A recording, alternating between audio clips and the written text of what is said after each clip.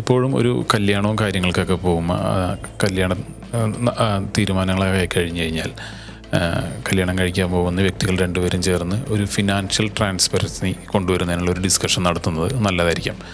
ഇത് കുറച്ചുകൂടി ഒന്ന് നിങ്ങൾ കൃത്യമായിട്ട് കാര്യങ്ങൾ നോട്ട് ചെയ്തിട്ട് ഇപ്പോൾ എക്സിസ്റ്റിംഗ് ഒരു ലയബിലിറ്റികളോ കാര്യങ്ങളോ എന്തെങ്കിലുമൊക്കെ ഉണ്ടെങ്കിൽ അതിനെപ്പറ്റി ഡിസ്കസ് ചെയ്യുക. അത് ക്ലോസ് ചെയ്യാൻ നിങ്ങളെങ്ങനെയാണ് പ്ലാൻ ചെയ്യുന്നത്, അങ്ങനെയുള്ള കാര്യങ്ങളൊക്കെ ഒന്ന് ആദ്യമേ ഒന്ന് ഡിസ്കസ് ചെയ്യുകയാണെന്നുണ്ടെങ്കിൽ ഫ്യൂച്ചറിൽ നിങ്ങൾക്ക് കുറേ ഫിനാൻഷ്യലായിട്ടുള്ള ഒരു കൺഫ്യൂഷൻ വരാനോ അല്ലെങ്കിൽ അത് ബേസ് ചെയ്തിട്ടുള്ള തല്ലുപിടുത്തങ്ങളോ ഒരു മിസ്അണ്ടർസ്റ്റാൻഡിങ്ങുകളോ ഒഴിവാക്കാനോ സാധിക്കും. ഇപ്പോൾ പൊതുവെ കണ്ടുവരുന്നത് വെച്ച് കഴിഞ്ഞിട്ടുണ്ടെങ്കിൽ ചിലപ്പോൾ സംഭവിക്കാൻ പോണത് കല്യാണം കഴിഞ്ഞ് വരുമ്പോൾ വധുവിന് ഗിഫ്റ്റായിട്ട് കിട്ടിയ സ്വർണമോ കാര്യങ്ങളോ ഒക്കെ ചിലപ്പോൾ വരനോ അവരുടെ ആവശ്യങ്ങൾക്ക് സാമ്പത്തികമായിട്ടുള്ള ചിലപ്പോൾ ഞെരുക്കങ്ങളുണ്ടാവാം. അത് സോൾവ് ചെയ്യുന്നതിന് വേണ്ടിയിട്ട് ചിലപ്പോൾ അത് യൂസ് ചെയ്യാം. അപ്പോൾ ഇങ്ങനെയുള്ള കാര്യങ്ങളൊക്കെ ആദ്യം തന്നെ കൃത്യമായിട്ടൊന്ന് സംസാരിച്ച് ഒരു പരസ്പരം ഇത് മനസ്സിലാക്കിയിട്ടൊരു അണ്ടർസ്റ്റാൻഡിങ്ങോടുകൂടി പ്ലാൻ ചെയ്യുകയാണെന്നുണ്ടെങ്കിൽ ഫ്യൂച്ചറിൽ ഇത് ബേസ് ചെയ്തിട്ടുള്ള ഒരു മിസ്അണ്ടർസ്റ്റാൻഡിങ്ങുകളോ പിന്നീട് വരാൻ സാധ്യതയുള്ള തല്ലുപിടുത്തങ്ങളോ വഴക്കുകളൊക്കെ ഒഴിവാക്കാൻ സാധിക്കും.